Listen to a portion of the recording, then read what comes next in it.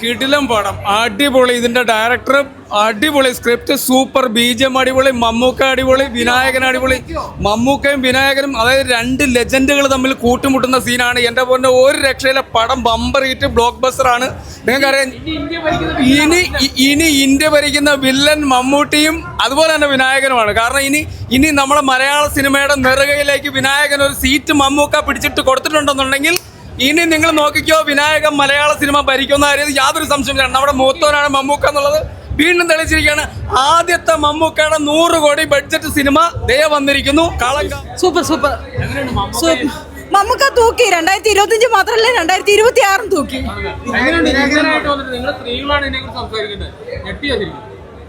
ഞെട്ടിയൊന്നല്ല, ഒരു എക്സൈറ്റ്മെന്റ് ആയിരുന്നു. അടുത്ത എന്താണെന്ന് അറിയാനായിട്ട് ഒരു ആകാംക്ഷ ഉണ്ടല്ലോ, അതായിരുന്നു. പൊളി എന്ന് പറഞ്ഞാൽ വേറെ ലെവല് പൊളി, വൻ പൊളി എന്ന് പറഞ്ഞു കഴിഞ്ഞാൽ വിനായകൻ ചേട്ടൻ വേറെ ലെവൽ എന്ന് പറഞ്ഞാൽ വേറെ ലെവല്. മമ്മൂക്ക ഒന്നും പറയാനില്ല. രണ്ടുപേരെ മേടിക്കണം ശരിക്കും പറയുകയാണെങ്കിൽ. വേറെ ലെവൽ എന്ന് പറഞ്ഞാൽ വേറെ ലെവല്, ഇത്രയും പ്രതീക്ഷിച്ചില്ല. ഹാപ്പിയാണെന്ന് പറഞ്ഞാൽ ഭയങ്കര ഹാപ്പിയാണ്. Thank you. സൂപ്പർ, ഒരു രക്ഷ, അടിപൊളി മൂവി. നല്ല സസ്പെൻസും അതേപോലെ അടിപൊളി ക്ലൈമാക്സ് ഒക്കെ വെച്ചിട്ടുള്ള സൂപ്പർ മൂവി, അടിപൊളി. മമ്മൂട്ടിൻ്റെ ഒക്കെ വേറെ പെർഫോമൻസ്, വേറെ ലെവൽ പെർഫോമൻസ്. വിനായകൻ അതിലും സൂപ്പർ. വിനായകനൊക്കെ വേറെ ഒരു വെറൈറ്റി പോലീസ് ഓഫീസറാണ് വിനായകൻ. ടോട്ടലി അടിപൊളി, അടിപൊളി, സൂപ്പർ പെർഫോമൻസ്. മമ്മൂട്ടിൻ്റെ ആ പെർഫോമൻസ് ഒക്കെ വേറെ ലെവലാണ്. വില്ലനിസം സൂപ്പർ, നല്ല സിനിമ, രസമാണ് കാണാൻ. പറയാൻ പറ്റില്ല. മമ്മൂക്കാനെ പറ്റി നമ്മൾ പറയുമ്പോ പിന്നെ എന്ത് പറയേണ്ടത്? ഇതിനെക്കാട്ടി വലുത് നമുക്ക് കണ്ടിന്. ഇത് ഒന്നുമല്ല പറയുന്നത്, ഇത് കാണേണ്ട പടമാണ്. മമ്മൂക്കാനെ ഇത്ര പ്രതീക്ഷിച്ചൊന്നുമില്ല. എന്നാലും വിനായകനാണ് കുറച്ചുകൂടെ മുന്നേ. അതിലൊരു മരം. പിന്നെ നമ്മളെ സംവിധായകൻ പുതുമുഖങ്ങളെ എപ്പം മമ്മൂക്കാന്റെ കൈ പിടിക്കലും അതിലും ഇത് പാളിയിട്ട ഇത് കറക്റ്റ് തന്നെ. സൗണ്ടിങ് തന്നെ നല്ല ഇത്. ഞാൻ പറഞ്ഞില്ല, ഞാൻ കാഞ്ഞങ്ങാട് വരുന്നതാണ്, ഈ വീടത്തേക്ക് വരുന്നത്. ഈ പടം നോക്കാൻ വേണ്ടിയിട്ടാണ് വന്നത്. അതന്നെ പറഞ്ഞു സൗണ്ടിങ്, അതന്നെ പറഞ്ഞു ഈ വർഷത്തെ മമ്മൂക്കാന്റെ ഫസ്റ്റ് ഹിറ്റ്, അതിലൊരു മാറ്റമില്ല. റിച്ച് മൂവി, മമ്മൂക്കയുടെ വ്യത്യസ്തമായ റോള്, ട്രിവാൻഡ്രം സ്ലാങ് ഒക്കെ ഭയങ്കര രസമുണ്ട്. ബാക്ക്ഗ്രൗണ്ട് സ്കോർ ആണെങ്കിലും അതിലെ ആ മ്യൂസിക്കും ഒക്കെ ഭയങ്കര രസമായിട്ടുണ്ട്. ഒരുപാട് സസ്പെൻസുകളുള്ള മസ്റ്റ് വാച്ച് മൂവി. പിന്നെ ട്രെയിലർ കണ്ടപ്പോൾ തന്നെ ഭയങ്കര ഒരു ഇതായിരുന്നു, ഭയങ്കര സന്തോഷം. ഈ വിനായകൻ ചേട്ടൻ പൊളിച്ചിട്ടുണ്ട്. ഇവരുടെ കോംബോ ആണെങ്കിലും ഭയങ്കര രസമായിട്ടുള്ളൊരു കോംബോയാണ്. വിനായകൻ ചേട്ടൻ നന്നായിട്ടുണ്ട്, ഭയങ്കര രസം. പിന്നെ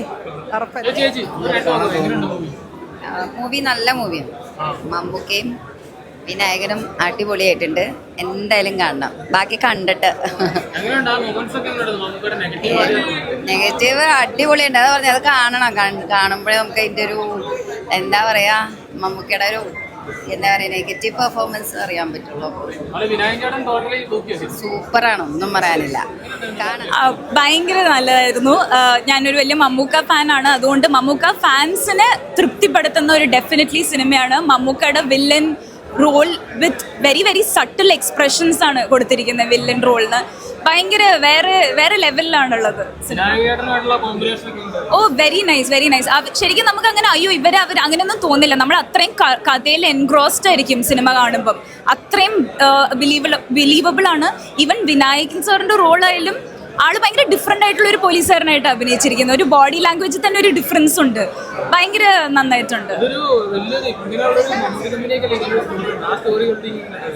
എന്താണ്?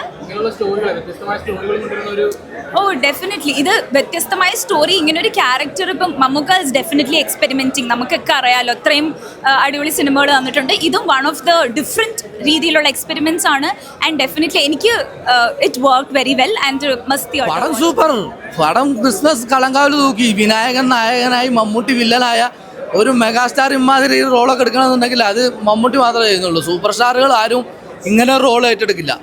ഇത് വേറെ ലെവൽ. കാരണം എന്ന് പറഞ്ഞാൽ ഈ ഇത്രയും നെഗറ്റീവ് ഷെയ്ഡുള്ള റോളൊക്കെ എടുക്കണമെങ്കിൽ അത് മമ്മൂട്ടിനെ കൊണ്ടേ പറ്റുള്ളൂ. അങ്ങനത്തെ ആ നായകൻ വിനായകൻ ഇട്ടത് ആ മമ്മൂട്ടിൻ്റെ ആ വല്ലാത്തൊരു ഇതാണിത്.